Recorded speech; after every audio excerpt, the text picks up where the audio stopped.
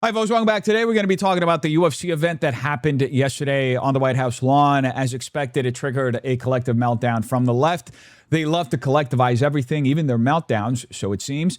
At this point, we're not really surprised by any of this, and yet here we are discussing their latest meltdown of the day. They had a full-blown meltdown, in fact, over an athletic event taking place on the White House grounds. Needless to say, this was absolutely par for the course for the left, because these people seem to have a meltdown over quite literally everything. Now, what wasn't par for the course, however, was the White House hosting an event like this.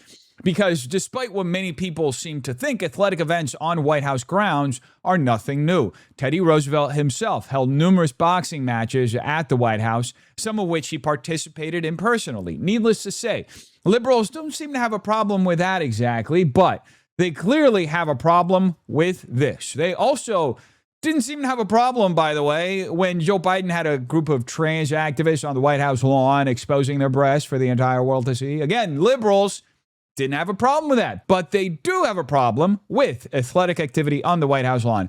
They have a problem with displays of masculinity on the White House lawn. In many cases, they seem to have a problem just with anything related to America.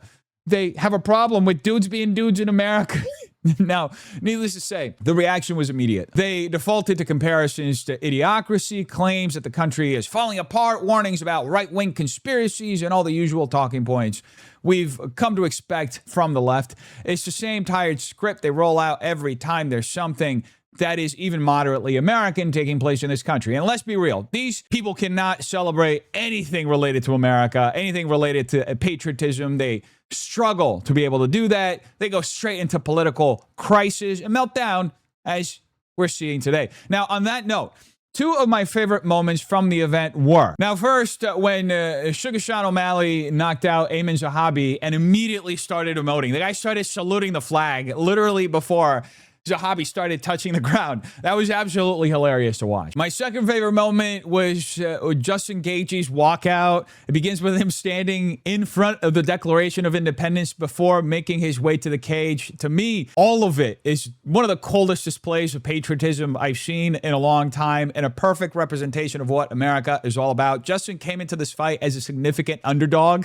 He's a UFC veteran. He went out there with most people expecting him to lose. He was facing an undefeated fighter, and instead he went out there and thoroughly beat that dude to a pulp, and that was great to see. But with all that said, another moment from the event generated a lot of conversation online. It came after Josh Hokit won his bout and delivered a joke that immediately got people talking, and this is what he had to say. Michelle Obama is a man! Now, for context, Josh repeated a 12-year-old joke that was originally made by Joan Rivers shortly before she died. In fact, the timing of the joke, combined with the fact that Joan Rivers passed away so soon afterward, is what led many people to believe the conspiracy theory that she was killed because she revealed information that wasn't supposed to be public about Michelle Obama.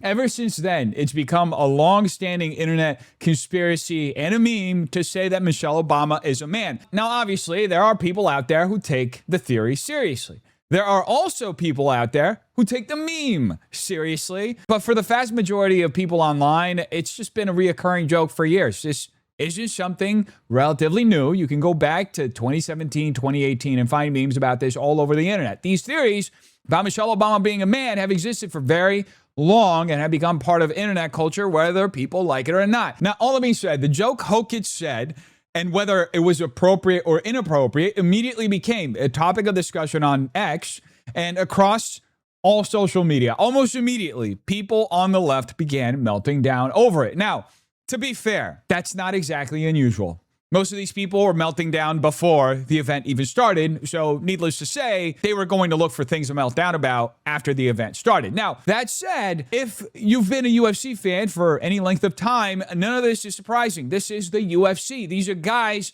who make a living getting punched in the head for entertainment. They're not exactly known for being the sharpest tools in the shed. A lot of these guys are provocateurs. A lot of them are assholes. For many of them, that's part of their persona.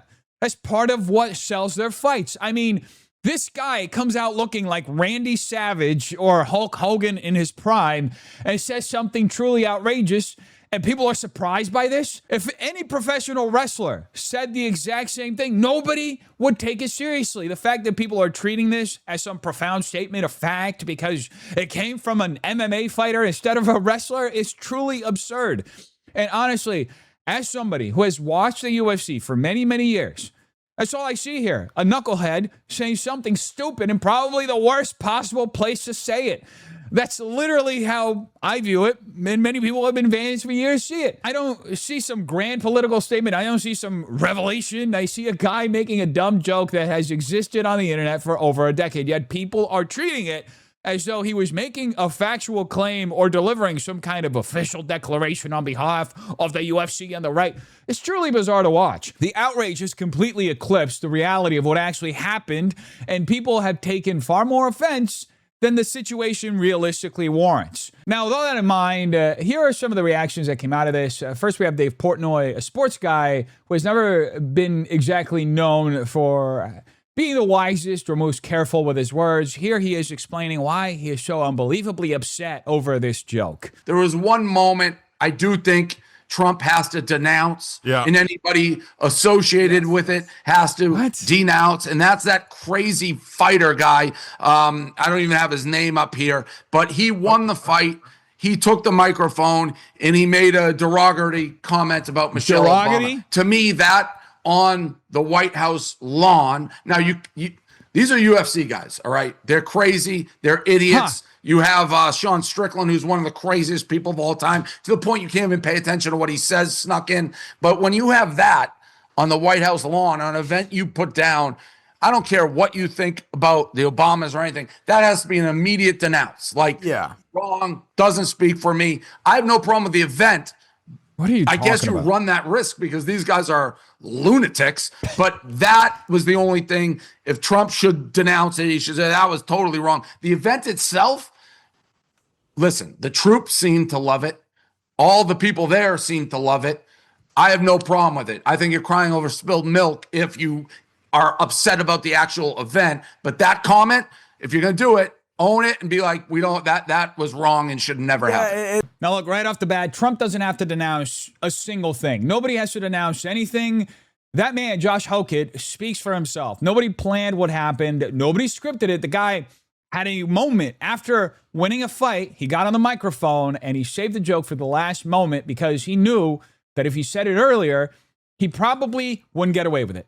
I can virtually guarantee you that if you asked anyone involved in that production, Joe Rogan, the UFC staff, and anyone who was there, that comment caught all of them completely by surprise. So what exactly is there to denounce? Hokit only got the opportunity to say what he said after he won the fight because he's a good fighter who attracts attention and he's a bit of a lunatic, and that sells tickets. That's just the reality of the situation. Now, more broadly, this entire culture of collectively assigning blame because one person decides to go off the ranch is something we need to leave behind. It is one of the most un-American trends I've seen in my entire lifetime. You should not have to answer for statements made by somebody else. That runs directly against the principle of individual responsibility that freedom of speech is built upon. See, we've always had a pretty simple understanding in this country that you can say whatever the hell you want, but you don't live beyond the consequences of your own words. That's how we've traditionally viewed free speech in this country. Since when did we start collectively assigning blame for things other people say?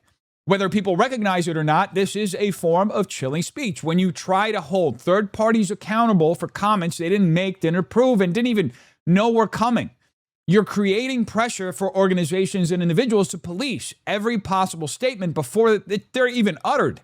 And that's not a healthy standard for a republic that values speech. Clearly, it's an attempt to create consequences, not just for the speaker, but for everyone who happened to be standing nearby when the speaker opened his mouth. Now, if the UFC as an organization decides it wants to discipline Hokit because it believes his comments cause reputational damage to the company, that's at least understandable. The UFC has a direct relationship with him. They employ him, promote him, and have to deal with any fallout that comes from his actions. Trump and anybody else involved with this event, however, have absolutely nothing to do with what Hokit said.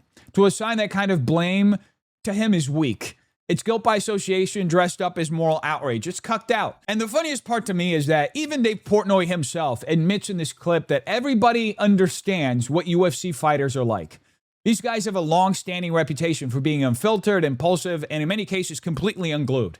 That's just part of UFC culture. That's part of why people watch these fights. Again, we're not talking about politicians delivering carefully crafted remarks written by consultants here. These are professional fighters who make a living getting punched in the head and saying outrageous things to sell tickets. So when one of them inevitably says something controversial, why is everyone acting surprised by it all of a sudden? All you do when you bring the Obamas up is remind people of what is currently missing from the White House. Okay, see, the Obamas set a standard for decency, and class, and poise, and intelligence in the White House. Okay? That no longer exists now. All right? You didn't have to agree with the Obamas politically to recognize that they were a masterclass in dignity. All right? Truly grace under fire. Now that bar is in hell. Okay? Satan and his demons use that bar to limbo. They got that bar down there and they cha-cha sliding to it. You hear me? How low can they go? Can they go down low all the way to the floor? How low can they go? Can they bring it to the top? No, they can't. Okay, the bottom is their ceiling. And people like Josh Hokit remind us of that every chance they get. See, this event was supposed to be celebrating the 250th anniversary of the Declaration of Independence. Okay, the Declaration of Independence asserts that all people are created equal and possess unalienable rights, okay, including life, liberty, and the pursuit of happiness. This was a reminder that Josh Hokit and people like Josh Hokit don't look at black people as equal. Okay, it's really that simple. This was his way of marginalizing the First Lady and trying to remind us all they don't see us as equals. And life, liberty, and the pursuit of happiness is for them, not us. Okay, this country has been trying to dehumanize black people forever. Every few years, somebody comes and dusts off the same tired playbook and introduces it to a new generation. But my brothers and sisters, don't let ignorance dehumanize us, okay? Since some of us came to this country, they have been trying to question our humanity, our intelligence, our beauty, and I guess now, even our gender. But don't ever allow somebody else's foolishness, okay, to make you internalize their lies. Okay? Never let anybody else's foolishness make you internalize their lies. Okay? Never let anybody else's prejudice become your self-image. All right? Black people have survived way too much to let conspiracy theories and stereotypes define us. Okay? Their dehumanization is their sickness, not our identity. This is crazy, primarily because Charlamagne has to build an entire straw man in order to justify his argument. Once again, he's assigning collective shame to an entire group of people based on race. He's not actually addressing Hokit's joke itself. He's not addressing whether the joke is true, false, appropriate, inappropriate, funny, or unfunny. Instead, Charlamagne's immediately jumping to the conclusion that anyone who laughed at it, shared it, or found it amusing is motivated by racial hatred. Are you kidding me? This is thoroughly insane, and it's a thoroughly dishonest argument as well. Josh Hokit was repeating a meme that's been floating around the internet for well over a decade. Does Charlamagne have this same reaction when Joan Rivers made the exact same jokes 12 years ago that prompted the meme? Did he accuse everyone who laughed back then and over the last few years of being motivated by racism? I highly doubt it. It never ceases to amaze me how often people on the left have to appeal to racial division in order to make their arguments. Why not debate the issue on its merits? Why not explain why the joke is wrong? Why not explain why people shouldn't repeat it? Instead, the argument immediately becomes race. Everything becomes race to the left. Every controversy gets filtered through the same lens. And what's particularly ironic is that even Dave Portnoy's position was more grounded in reality than Charlamagne's. Now, obviously, I disagree with Portnoy because he was still trying to assign responsibility to Trump and the event organizers for something they didn't say, but at least Portnoy's argument was connected to the people who were actually involved. Charlamagne takes it several steps further.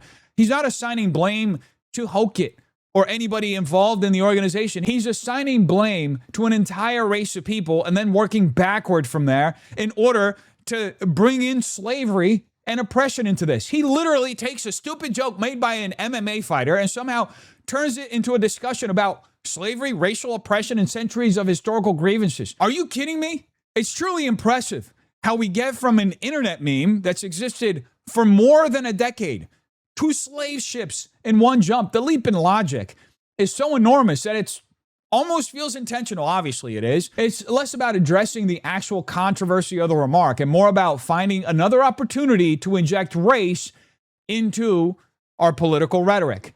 And let's be honest here, rumors, conspiracy theories, and outrageous claims about political figures are not new. Michelle Obama's race was not the subject of the discussion. Obviously, she was the first black first lady, and the rumors about public figures, especially first ladies, have existed for as long as there have been public figures and first ladies. In fact, to this day, people still repeat the rumor that Nancy Reagan was sleeping with half of Hollywood before becoming first lady, and she supposedly gave really good head. People have spread absurd rumors about Hillary Clinton, Melania Trump, Jackie Kennedy, and virtually every major political family in American history. Are we really pretending that wild conspiracy theories about powerful people suddenly began with Michelle Obama because she's black? Or are we just using race as a way to inflame tensions and create another opportunity for division? This is why I find Charlamagne's argument so dishonest. At no point is he actually engaging with what's actually happening in front of him. Instead, he's loading the conversation with racial implications that weren't even there to begin with. It feels less like analysis and more like an attempt to manufacture outrage. Now, am I surprised? Not really. Charlamagne has built a large portion of his career around racial grievance politics. He's a race hustler. He makes a living discussing race, framing issues through race, and turning virtually every controversy into a racial conversation. That's been his lane for years. But all that aside, what really caught my attention was Charlamagne's claim that the Obamas set the standard for decency, class, poise, and intelligence. Are you kidding me? Are you absolutely kidding me? By that standard, are we supposed to forget the IRS targeting scandal? Are we supposed to forget Operation Fast and Furious? Are we supposed to forget the administration repeatedly telling Americans they could keep their doctors and health plans only for millions of people to discover that wasn't true? Are we supposed to forget the expansion of drone warfare and the civilian casualties that came with it, making Obama one of the most murderous presidents in history?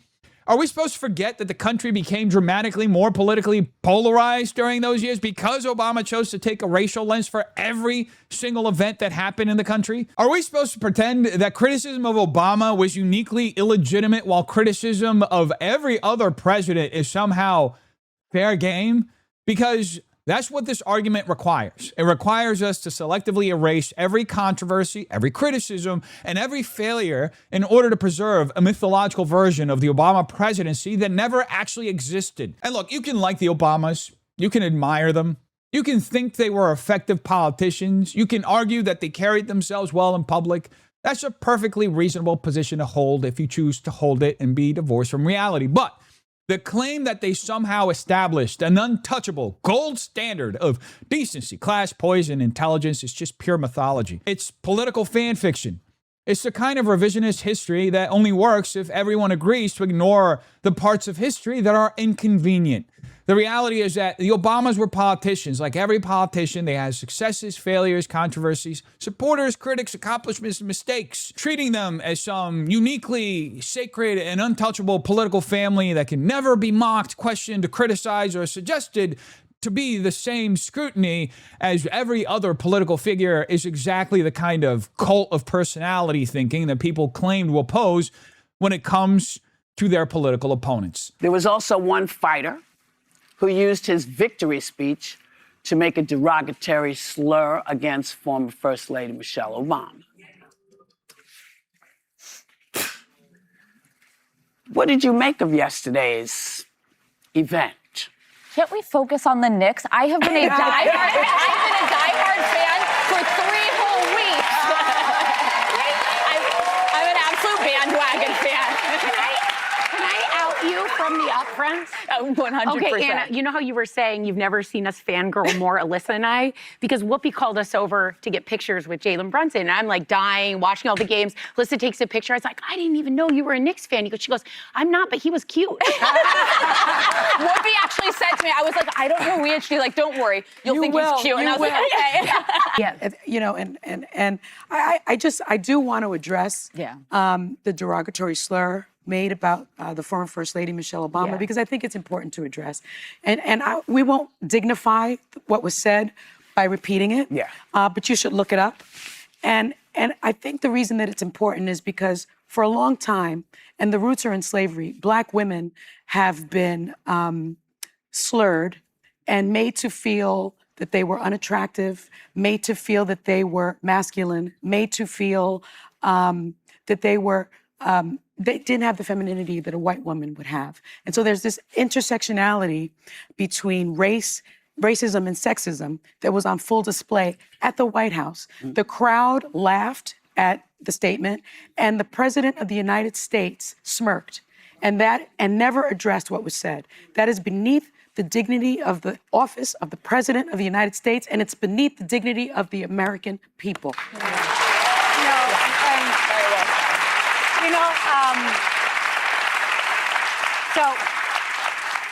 I don't do sports and I'm not a New Yorker, but you all have worn me down. These bitches have been wearing me down. I am now also rooting for the next fan. And I want us to hold on to that feeling of unity and joy and celebration of the best in America. And so I'll tell you, I didn't watch 1 second of that UFC fight because to me, that does not celebrate America's 250th anniversary. That does not signify America's best values. And I'll tell you, he is so obsessed with the Obamas. They live rent-free in their head. But I'm going to tell you how I'm going to celebrate the 250th anniversary. Number one, I am going to, on Thursday, is the opening of the Obama Center in Chicago. And so I'm going to be watching the live stream. I'm going to be celebrating the fact that he was the first Black president elected in this country in 250 years. So you can tune in and you can watch the live stream. And the other thing I'm going to do to celebrate the birthday of America is come November, I'm going to show up and I'm going to vote out the feckless Republicans who are putting no accountability on this administration. I like that. Now, we all know, folks, that The View is where reason goes to die. These women couldn't think their way out of a wet paper bag. It's actually sad when you stop and think about just how unbelievably shallow these arguments are. And it's the same shtick we saw from Charlamagne. Take a stupid internet meme, inject race into it, and then use that racial framing to pull in historical grievances from decades, even centuries ago. That's the entire argument that Sonny Hostin presents here. This guy, Hokit, repeated an internet meme that has been floating around for more than a decade. And somehow we're now talking about slavery, racial oppression, and historical stereotypes. And are we going to apply that same standard consistently? Is The View going to disavow every nasty rumor that has ever been spread about Nancy Reagan? What about every nasty rumor that's been spread about the Bush daughters? Every conspiracy theory about every Republican first lady ever?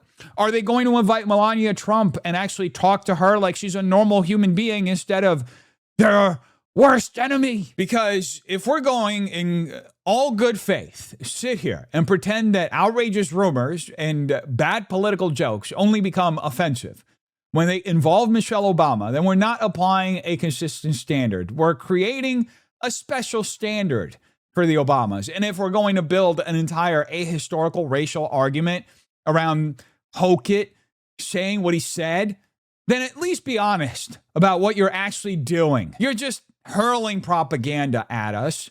There's nothing actually genuine or authentic about your opinions. Now, what's also crazy to me is that these ladies kept trying to draw a contrast between the Knicks and the UFC event. We didn't watch the entire segment because it wasn't really relevant to the Hokit joke itself. I only wanted to focus on the portions that actually address the controversy. But throughout the discussion, they kept presenting the Knicks as some kind of shining example of patriotism and sportsmanship while portraying the UFC event as something lesser. First of all, I don't need 4 women who make a living sitting around a table talking over one another to explain to me what true sportsmanship is. Both groups are athletes. Both groups are competitors. Both groups dedicate their lives to mastering a difficult athletic craft. Now, that said, personally, and this is just my opinion, I think there's a different level of grit involved in stepping into a cage completely by yourself and fighting another man with nothing but your hands. That's a different kind of pressure. That's a different kind of challenge. Most people can never do it. Most people will never attempt to do it. That's why so many men respect combat sports. That's why people watch the UFC. It's the closest thing we have to modern day gladiators. Now, what's truly ironic is that while these ladies are praising Knicks culture and attacking the UFC, it's been well documented over the last 24 hours that Knicks fans have been absolutely trashing New York City.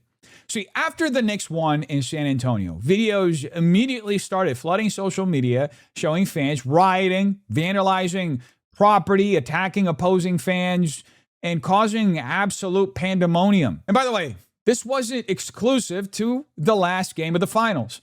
We saw similar behavior from Knicks fans after previous wins in New York as well. There are videos of Knicks fans literally attacking Spurs fans.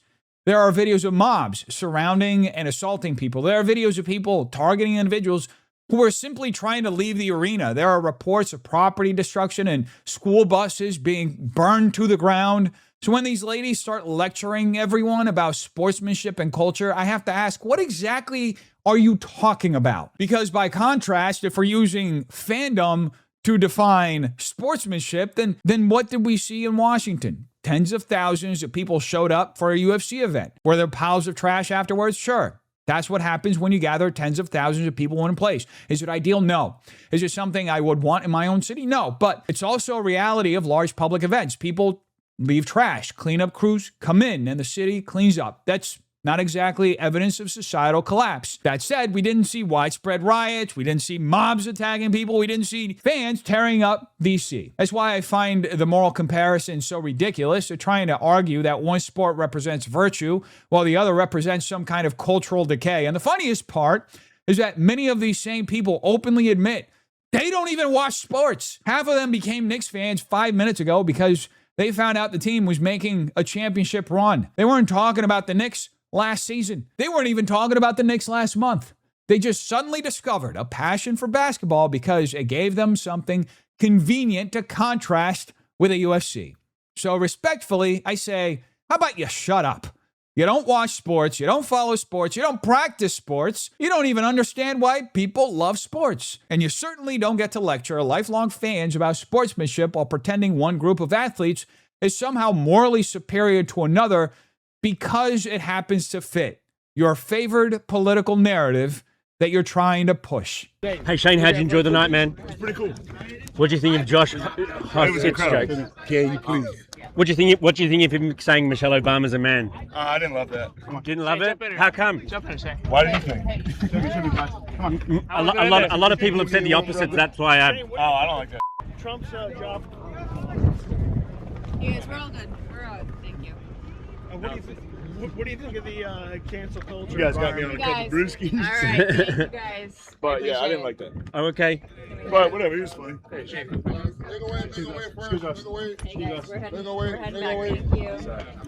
right, thank you, Shane. See, that's an absolutely reasonable position. You can dislike what Josh Hokit said. You can also like what he said if that's your point of view. At the end of the day, we live in a free country. Hokit can say whatever the hell he wants. The same principle that protects speech you agree with also protects speech you don't agree with. But as I've said throughout this video, freedom of speech does not mean freedom from consequences. If people want to criticize him, they're free to do that. If they want to praise him, they're free to do that as well. What is not reasonable is assigning collective blame to everyone who happened to be in the vicinity when Hokit made that statement. That's backwards. It's un-American. And when people start attaching a racial component to it, it stops looking like legitimate criticism and starts looking like Marxist grievance politics masquerading as criticism. Needless to say, the folks who are doing this don't have the goal of addressing the comment itself. Their goal is to create broader social conflict and inflame racial tensions by turning one individual statement into a collective indictment of entire groups of people. That's why I actually respect Shane's position here. It's grounded in reality. You don't have to love what Hokit said. You don't have to defend it. You don't even have to think it was funny. Personally, like I said earlier, I think it was a knucklehead thing to do at probably the worst moment ever. If he really wanted to make that joke, Hokit could have done it during the post-fight conference. He could have done it on a podcast. He could have done it in a random interview. Would it have had the same viral impact? Probably not. That's exactly why Hokit did it when he did it. He understood the moment. He understood that he had the microphone, he had the audience, and he had a brief window where he could say something outrageous and guarantee that it would spread across the internet like wildfire. Now, whether you think that's smart, stupid, irresponsible, or funny is beside the point. The point is that he made the decision himself. Now, should the UFC take action? That's a separate question. I'm not on the UFC board. I'm not involved in their management. But if I own the company and I genuinely believed there was reputational harm being done to my business, and if Hokit had violated terms in his contract, then yes, I would probably review the situation and determine whether disciplinary action was warranted. All that being said, that's a decision for the UFC to make because they're the only party that actually has a direct relationship with Hokit. They're the ones who promoted the event. They're the ones who put him on the stage. They're the ones who could potentially suffer any reputational consequences. If anyone has standing to hold him accountable, it's the organization that employs him and has to deal with the fallout, if there is, in fact, any fallout at all. Now, to be completely fair, do I actually think the UFC is going to suffer meaningful reputational harm because of this? Absolutely not. And the reason is simple. Actual UFC fans know exactly what the sport is. Fighters say dumb stuff all the time. This has been happening for years. It's part of the culture. It's part of the entertainment. It's part of what makes combat sports different from sanitized corporate environments where every sentence is run through a public relations team before it even reaches the public. UFC fans understand that many of these fighters are unfiltered personalities who say controversial things on a regular basis. This isn't some shocking new development. I mean, here's a clear example of this. From many years back, Michael Bisping literally walked up to Vitor Belfort before their fight in 2013 and told Belfort that God didn't exist. He actually said it. Nobody lost their minds. There was no controversy. Nobody demanded mass condemnations. Nobody tried to create a national controversy out of this. He said it publicly at the weigh-ins. And you know what happened? Absolutely nothing. Now, what did happen was Vitor went into the cage and knocked Bisping out so badly that Bisping ended up losing an eye. So once again, God handled the punishment. The point is that this sport has always been full of trash talk, provocateurs, outrageous statements, and people saying things they probably shouldn't be saying. That's nothing new. Now, all that being said, what bothers me in the situation is watching people rush to judgment on everyone, except placing criticism on the person who actually made the comment. The correct response is pretty simple. Say, like Shane did, I didn't like it. That's it. You don't need to launch a national moral panic over a bad joke. You don't need to hold Trump accountable for it either. You don't need to hold the audience accountable. You don't need to hold the UFC accountable. You don't need to hold every UFC fan accountable. You can simply say you didn't like it and allow the people who actually have authority over the situation to make whatever decisions they believe are appropriate. And if they choose to act, then that's their decision to make. Ultimately, we live in a free society. Josh Hokit had the freedom to say what he said. You have the freedom to agree with it, to disagree with it, to laugh at it, to criticize it, or ignore it entirely. That's how a free society works. If the UFC believes action is warranted, they'll take it. If not, then leave it to the ultimate judge, God. Anyway, with all that being said, let's check in on the left because they attempted a little counter-programming of their own in response to the UFC event on the White House lawn. And let's just say it wasn't really as fun as they tried to make it out to be. No one is getting left behind this time. No one is getting left behind. Not this time. No one is getting left behind this time. How do we get there? Together or never get there at all.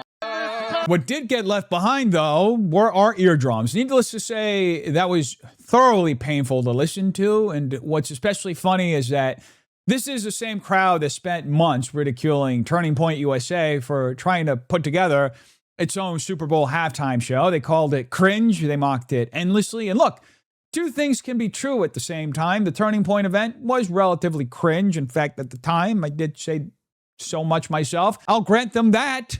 But after watching this, I honestly wish I could forget this one before I forgot that one. Seriously, this feels like they wanted to put somebody through the experience of living through Guantanamo. I almost have to respect the effort. It takes a special level of commitment to produce something this bad. So honestly, congratulations. You somehow managed to clear a bar that was already sitting on the floor. And trust me, there are more clips of this garbage. There's so many more clips, unfortunately. I don't want to have to revisit all of them because I value my sanity and yours. There's one particularly awful performance involving Bette Midler that is genuinely difficult to sit through. I guarantee you that. And we're not going to play it because I have no interest in subjecting myself or you to that experience ever. But if you've got a few minutes after watching this video, feel free to go punish yourself. Go ahead, look it up. Ruin your eardrums a little more. Misery does love company. Now, with all that being said, I do want to end today's video on a sad note. There was some very tragic news reported yesterday involving a helicopter accident in Brazil and Oliver Tree. I was a fan of his work, and it's always difficult to hear about someone losing their life so young and in such sudden and tragic circumstances. My thoughts and prayers go out to Oliver, to his family, friends, and everyone who knew him. I grew up in Brazil. I saw far too many headlines about aviation accidents, not just helicopters, but private planes, charter flights, and small aircrafts as well. Over the years, I've watched stories like these claim the lives of musicians, public figures, and so many ordinary people. And because of that, whenever I have to fly down to Brazil or through Brazil, I'm always a little more cautious. I've seen too many stories of this nature to be completely comfortable flying into Brazil. At this point, I've witnessed enough headlines that I probably wouldn't trust flying a carrier pigeon through Brazil. Anyway, folks, rest in peace, Oliver Tree. Your talent and music will be missed. God rest your soul, and take care. Peace.